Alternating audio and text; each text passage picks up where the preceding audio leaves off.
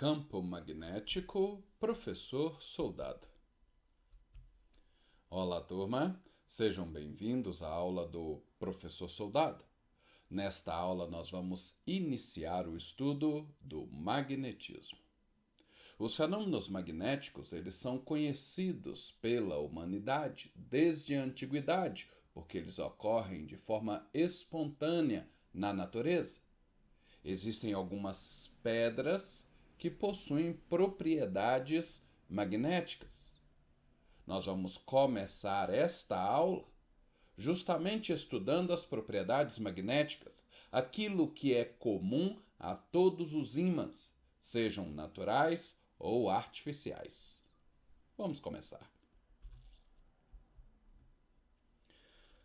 Vamos supor que a gente tenha um ímã sobre uma mesa e que a gente espalhe ao redor deste ímã limalhas de ferro, fragmentos de ferro.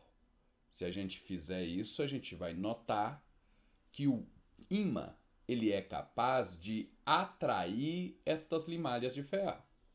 As limalhas de ferro elas grudam no ímã, mas não gruda em toda a sua extensão. Estas limalhas grudam em duas regiões, como mostra esta figura. Estas regiões são chamadas de polos do ímã. Ótimo.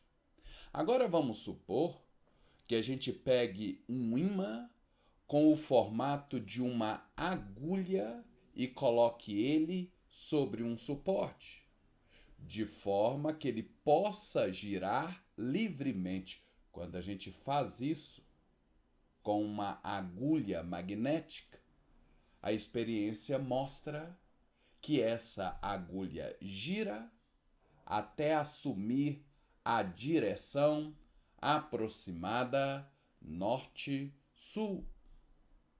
Um determinado polo do ímã aponta para o norte, é o que a gente chama de polo norte do ímã.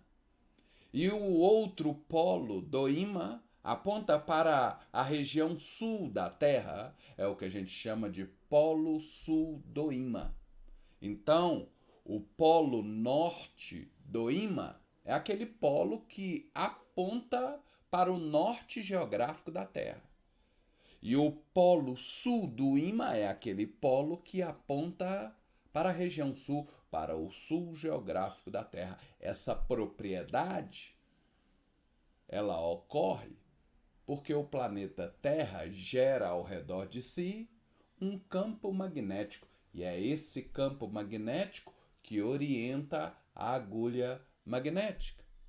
Por causa dessa propriedade, foi inventado a bússola, que a gente utiliza para nos orientar. A bússola é basicamente uma agulha magnética, ou seja, um ímã em formato de agulha, sobre um suporte em que ele pode girar. Então, quando você coloca uma bússola em sua mão, a agulha assume a direção norte-sul. Geralmente, o polo norte da agulha magnética ele é pintado de cor diferente. Geralmente usa-se vermelho. Então, aqui nessa bússola, esse polo vermelho é o polo norte. Então, aqui eu sei, se a bússola parou nessa posição, eu sei que o norte da Terra é para lá. Aí a gente, depois que descobre para onde que aponta o norte, a gente gira esse disco de baixo até fazer com que esse Nzinho aqui de norte fique nessa posição aqui, ó, indicada pela agulha. Quando a gente coloca esse Nzinho nesta posição, a gente descobre então onde ficam os outros pontos: o leste, o oeste, o sul, o nordeste, o noroeste, o sudoeste, o sudeste. E assim a gente consegue se orientar usando uma bússola que se orienta pelo campo magnético terrestre.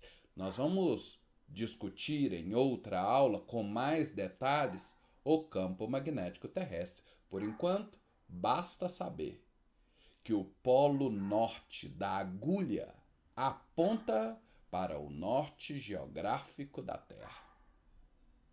Ótimo. Quando a gente pega dois ímãs e aproxima polos de mesmo nome, o que a gente observa nessa experiência é que ocorre a repulsão entre eles. Agora, quando a gente aproxima polos de nomes diferentes, por exemplo, Polo Norte do Polo Sul, ocorre atração entre os polos. Essa é mais uma propriedade que a gente observa que ocorre em qualquer tipo de ímã. E a última experiência que a gente vai fazer é pegar um ímã e cortar ele ao meio. Aqui eu tenho um ímã, todo ímã tem um polo norte e um polo sul, e alguém poderia pensar assim: se eu cortar este ímã no meio, eu vou obter um pedaço que é só polo norte e um pedaço que é só polo sul. Mas quando essa experiência é feita, a gente descobre que os dois pedaços que resulta do corte deste ímã, os dois pedaços têm polo norte e polo sul. Este polo aqui, ó, deste pedaço, ele continua sendo polo norte. Agora essa outra parte aqui se transformou no polo sul. Este polo aqui, que é o polo sul, ele continua sendo polo sul. E essa parte aqui é que se transformou no polo norte.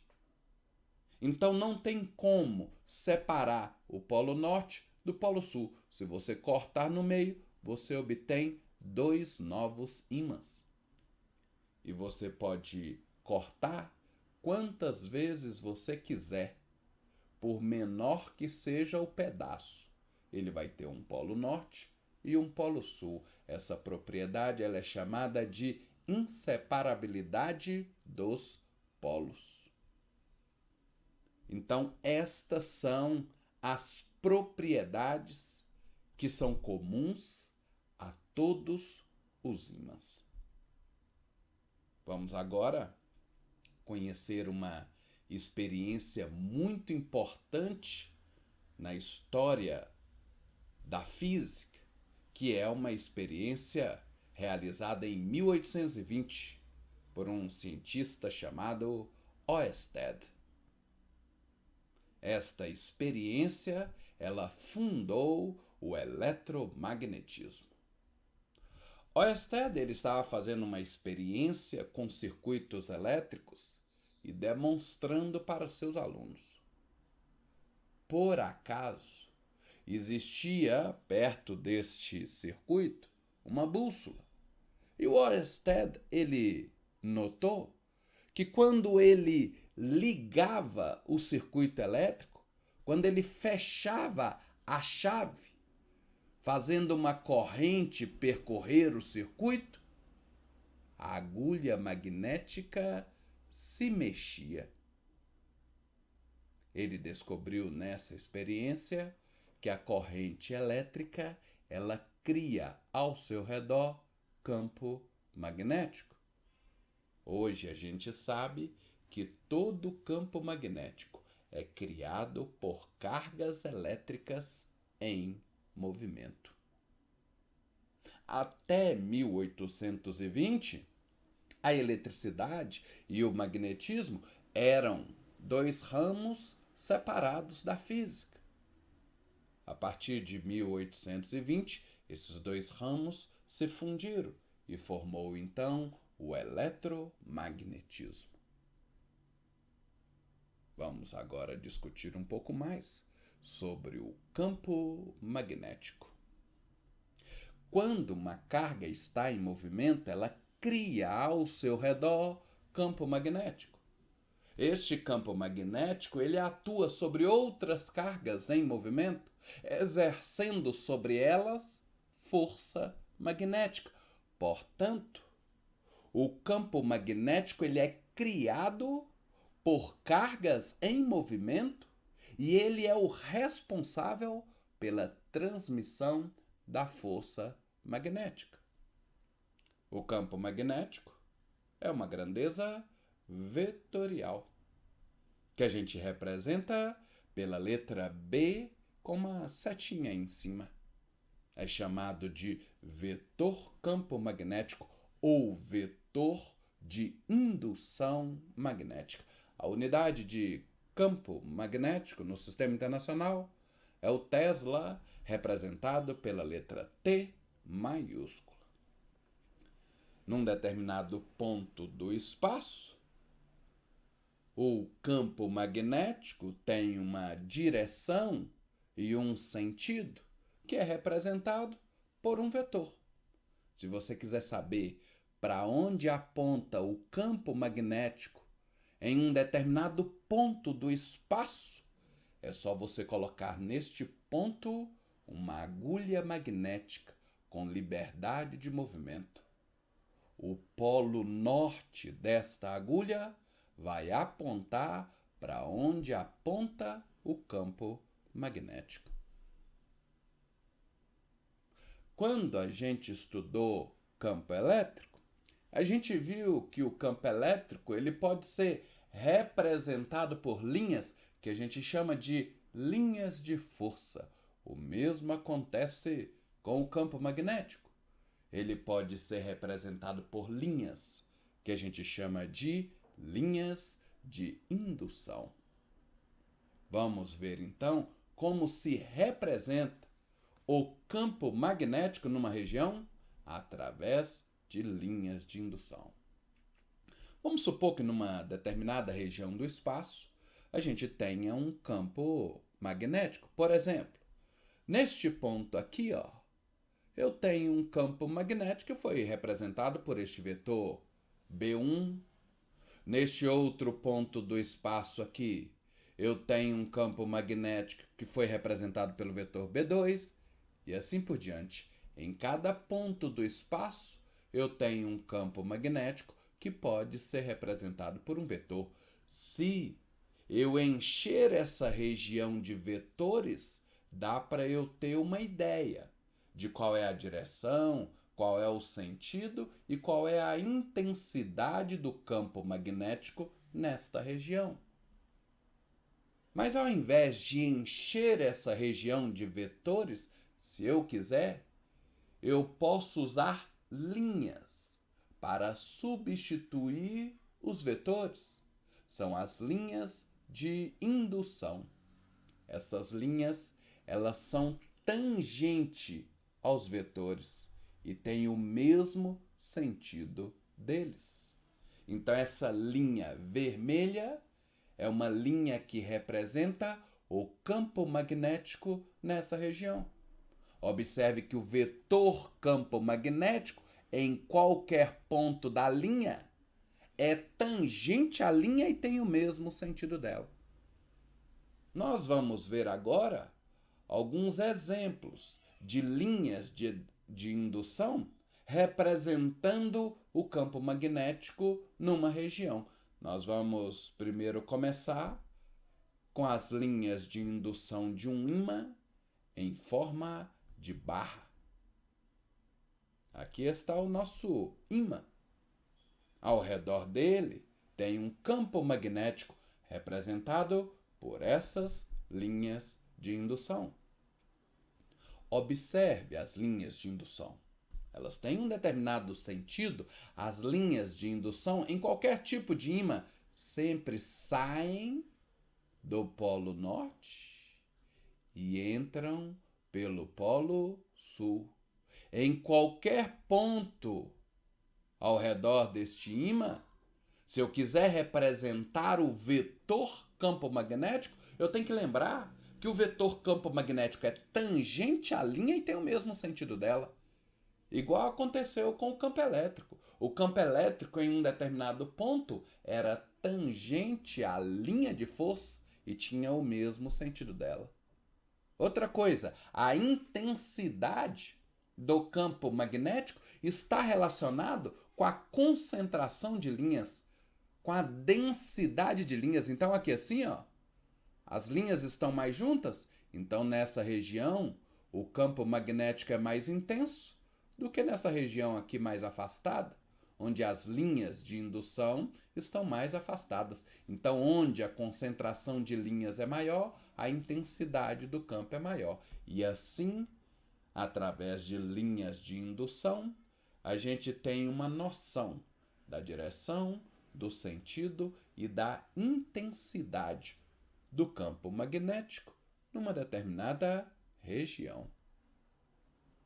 Outro exemplo que a gente vai ver de linhas de indução são as geradas por um ímã em forma de ferradura, como mostra nessa figura. Eu tenho aqui um ímã em forma de ferradura. Esse ímã tem dois braços, um braço é o seu polo norte e o outro braço é o seu polo sul. As linhas de indução saem do polo norte e chegam no polo sul, e o que a experiência mostra é que na região entre os dois braços deste ímã, o campo magnético é aproximadamente uniforme, e por isso a gente representa por linhas de indução paralelas e igualmente espaçadas, indicando que entre os braços, em qualquer ponto, o campo magnético tem a mesma direção, o mesmo sentido e a mesma intensidade. Isto é mais um exemplo de linhas de indução representando o campo magnético numa região. E agora, vamos resolver uma questão de vestibular sobre magnetismo. Acompanhe a leitura. 4 ímãs iguais em forma de barra, com as polaridades indicadas, estão apoiados sobre uma mesa horizontal, como mostra a figura, vistos de cima. Uma pequena bússola é também colocada na mesa no ponto central P, equidistante dos ímãs, indicando a direção e o sentido do campo magnético dos ímãs em P. Não levando em conta o efeito do campo magnético terrestre, a figura que melhor representa a orientação da agulha da bússola é letra A, onde o polo norte aponta para baixo, letra B, onde o polo norte aponta para cima, letra C, onde o polo norte aponta para a direita e assim por diante. Nós temos que descobrir qual é a orientação da agulha magnética colocada no ponto P, bem no meio entre os 4 ímãs em forma de barra. Vamos então agora à resolução. Aqui estão os ímãs que foram dados nesta questão. Eu dei uma ampliada só para facilitar na hora de desenhar. O ponto P é este ponto bem no meio aqui. Como os ímãs são todos iguais, para você saber de quem que eu estou falando, eu vou dar um número para cada ímã. Esse aqui eu vou chamar de ímã 1, esse daqui de 2, esse daqui de 3 e esse daqui de 4. E eu vou desenhar aqui no centro o campo magnético criado por cada ímã. Lembrando que as linhas de força, as linhas de indução que representam o campo magnético, saem pelo polo norte e entram pelo polo sul. Por exemplo, olha esse ímã. Neste ponto, para onde que aponta o campo magnético? A gente sabe que as linhas de indução entram pelo polo sul, então o campo aqui é para a esquerda, como mostra esta figura. Este campo eu chamei ele de B1, foi criado pelo ímã 1, ele aponta para a esquerda. Aqui no ímã 2 eu também tenho um polo sul e como a gente sabe, o campo magnético aponta para o polo sul. Então aqui está o B2, o campo criado pelo ímã 2. Já aqui, ó, eu tenho no ímã 3 um polo norte. E como a gente sabe, as linhas de indução saem do polo norte. Então o campo magnético no ponto P, ele aponta não para o ímã 3, mas aponta para fora. Então aponta para baixo. Este é o campo criado pelo ímã 3. E por fim temos o ímã 4, como aqui é o polo sul. Então as linhas de indução estão entrando aqui no polo sul. Então neste ponto P, que fica bem no meio, o campo magnético criado pelo ímã 4 aponta para baixo, porque as linhas de indução estão entrando no polo sul. Eu desenhei os 4 campos que foram criados bem aqui no centro, no ponto P. Em termos de intensidade, de módulo, esses campos são iguais, porque os ímãs são iguais e estão equidistantes do centro. Por isso que eu sei que esses 4 campos magnéticos são iguais. Como o campo magnético é uma grandeza vetorial, para encontrar o campo magnético no centro, eu tenho que fazer uma soma, mas é uma soma de vetores, é uma soma vetorial. O B1 e o B2 são 2 vetores iguais e opostos. A gente já sabe que quando soma 2 vetores iguais e opostos, a soma dá igual a zero. Então o B1 e o B2 se cancelam. Sobrou quem? O B3 e o B4. Só que o B3 e o B4, eles têm o mesmo sentido. Então a soma deles não dá zero. A soma deles, como os dois apontam para baixo, a soma deles vai apontar para baixo. Vai apontar para o ímã 4. Então agora eu já sei para onde que aponta o campo magnético resultante no centro. Aponta para o ímã 4. Então, se eu colocar uma bússola bem no centro, o polo norte dessa agulha magnética vai apontar para o 4. Aqui eu coloquei o desenho, ó, aqui do lado, não coloquei aqui em cima para não ficar tumultuado o desenho, mas indicando que se essa agulha for colocada aqui, o seu polo norte vai apontar para o ímã 4. Essa figura aqui é o que a gente encontra na alternativa A. E assim, chegamos ao fim desta questão e também ao fim da nossa aula. O que a gente fez nessa aula? Nós iniciamos o estudo do magnetismo. Começamos falando das propriedades magnéticas, aquelas que são comuns a todos os ímãs, seja artificial ou natural. Vimos que o campo magnético é criado por cargas elétricas em movimento e que é esse campo magnético que atua sobre outras cargas em movimento, exercendo sobre elas força magnética. O campo magnético é o transmissor da força magnética. O campo magnético é uma grandeza vetorial e que pode ser representado por linhas, chamado de linhas de indução. E se eu precisar determinar o campo magnético em um determinado ponto, eu tenho que lembrar que o campo magnético resultante é a soma de todos os campos naquele ponto. Soma vetorial. Espero que tenham gostado. Abraços do seu professor Soldado e até a nossa próxima aula.